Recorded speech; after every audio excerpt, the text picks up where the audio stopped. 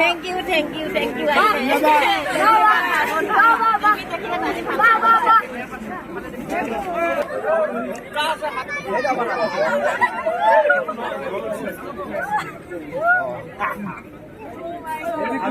যেতিয়াৰ পৰা গম পাইছোঁ তেতিয়াৰ পৰাই বহুতেই বেছি এক্সাইটেড হৈ আছিলোঁ আৰু এইটো একেবাৰে শব্দৰে প্ৰকাশ কৰিব নোৱাৰি।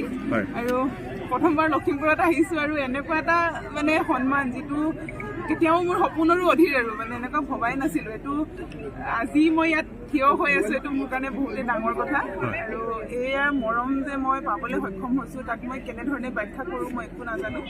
আৰু তাৰ কাৰণে আমাৰ চৰকাৰখনক আমাৰ হিমন্ত আমাৰ CM ছাৰক আৰু আমাৰ MLA ছাৰক বহুত বেছি ধন্যবাদ আৰু সকলো লখিমপুৰবাসীক বহুত বেছি ধন্যবাদ, কাৰণ এইখিনি মৰম চাগে বহুত কম মানুহে পাবলৈ সক্ষম হয়।